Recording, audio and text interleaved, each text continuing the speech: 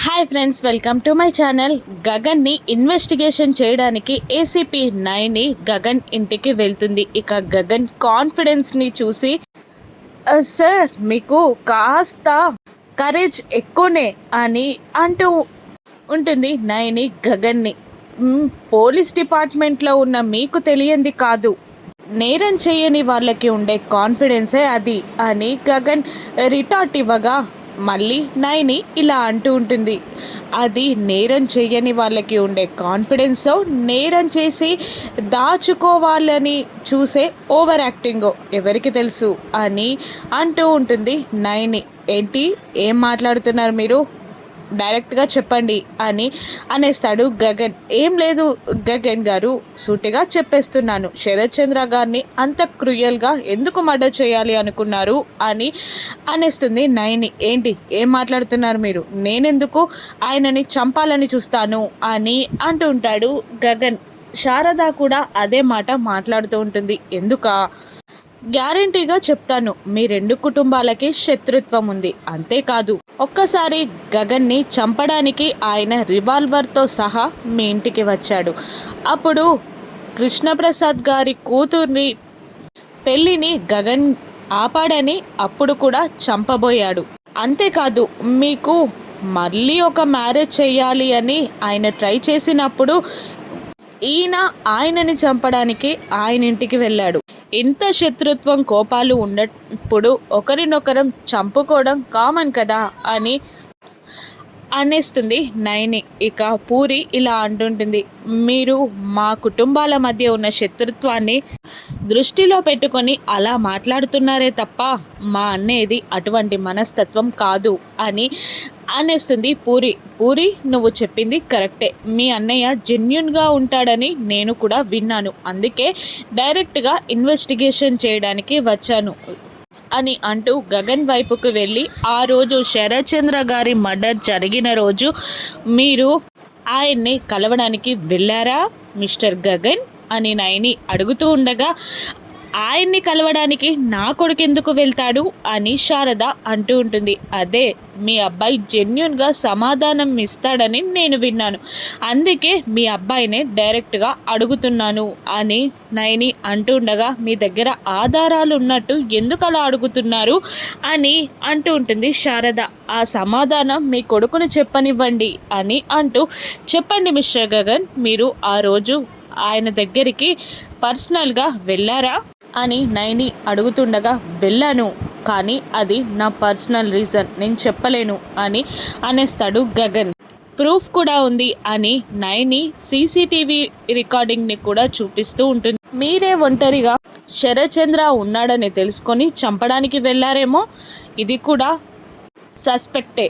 మీరు పర్సనల్ పని అంటూ, మీ తమ్ముడు పర్సనల్ పని అంటూ, మీ నాన్న పర్సనల్ పని అంటూ వెళ్ళి ఏం చేసి వచ్చారో నాకు ఏ క్లూ లేదు కాబట్టి వదిలేసి వెళ్తున్నా, ఏ చిన్న క్లూ దొరికినా కూడా క్రూయల్గా వస్తాను అని అంటూ నైని గగన్కి వార్నింగ్ ఇచ్చి అక్కడ నుండి వెళ్ళిపోతుంది. ఏంట్రా గగన్, నువ్వు ఆయన దగ్గరికి వెళ్ళడం ఏంటి అని శారద అడుగుతుండగా, నేనే తప్పు చేయలేదని నువ్వు నమ్మమ్మా, ఆ నైనికి చెప్పిన ఆన్సరే నీకు చెప్తున్నాను అంటూ పైకి వెళ్ళిపోతాడు గగన్. ఏంటమ్మా అన్నయ్య అని పూరి అడుగుతుండగా, అర్థం కావట్లేదే అని అంటూ ఉంటుంది శారద. ఇక మరోవైపు అపూర్వ శోభా చంద్ర ఫోటో దగ్గర తల బాదుకుంటూ, నేను ఇంత తప్పు చేశానక్క, ఇన్నాళ్ళు ఇంత పెద్ద పాపం చేశాను అని ఏడుస్తుండగా మీరా వెళ్ళి ఓదార్చే ప్రయత్నం చేయగా, ఈ దేవత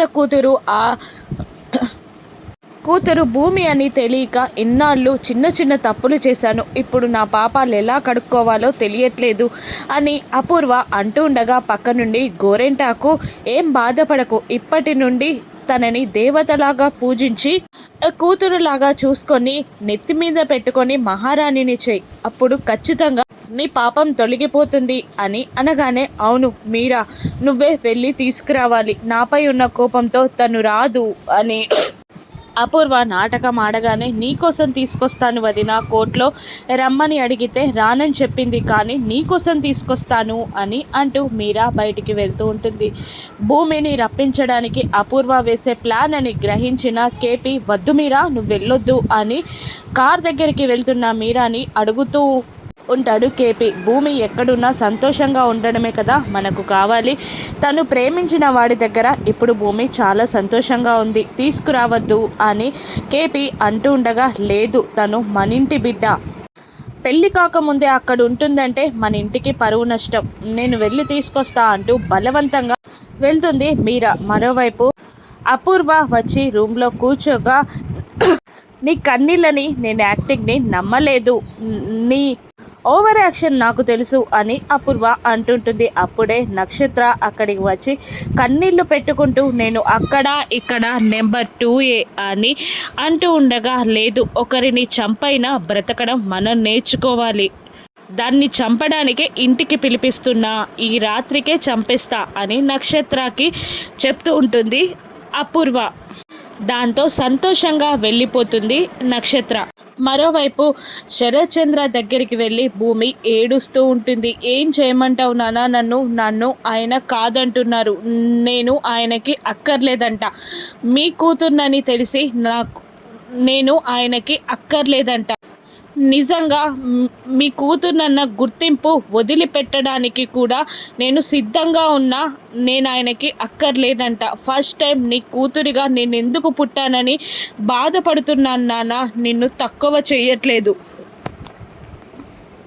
అమ్మ నన్ను ప్రాణం పోసి బొమ్మలో పెట్టి విసిరేస్తే నాకు పాలు పట్టి తన చేతులతో ఎత్తుకున్న దేవుడు ఆయన, మీరు నాకు దేవుడే, ఏ దేవుల్లో ఎవరు కావాలని ఇస్తే నేనేం చెప్పను, నాకు ఆయన కావాలి, ఆయనే నా ప్రాణం, నాకెవరూ అవసరం లేదు, నన్ను ఏం చేయమంటావు నానా అని ఏడుస్తూ ఉంటుంది శరత్చంద్ర చేయిని పట్టుకొని భూమి. మరోవైపు శారద ఆలోచిస్తూ ఉంటుంది. గగన్ కూడా పైన బాధపడుతూ ఉంటాడు. అప్పుడు పూరి కూడా అక్కడే తిరుగుతూ ఉంటుంది. ఇక ఎలాగైనా శారదకి విషయం చెప్పాలని కేపీ శారదకి ఫోన్ చేస్తూ ఉండగా భయపడుతూ ఉంటుంది శారద. ఎవరమ్మా అని పూరి అడగగానే మీ నాన్నగారు అని అనేస్తుంది శారద. కోపంగా చూస్తుంది పూరి. ఫోన్ లిఫ్ట్ చేసి స్పీకర్లో పెట్టు అని అంటూ ఉంటుంది పూరి. ఇక భయపడుతూ ఉంటుంది, ఏమైనా తప్పుగా మాట్లాడతాడేమో కృష్ణప్రసాద్ అని శారద. ఇక భూమి ఇంటికి రావడానికి ఒప్పుకుంటుందా? భూమిని చంపాలన్న అపూర్వ ప్రయత్నం నెరవేరుతుందా? గగన్ మళ్ళీ భూమిని ఇంటికి తీసుకొస్తాడా? ఇప్పుడు భూమి పరిస్థితి ఏంటి? రానున్న ఎపిసోడ్స్లో చూద్దాం. Thank you for watching.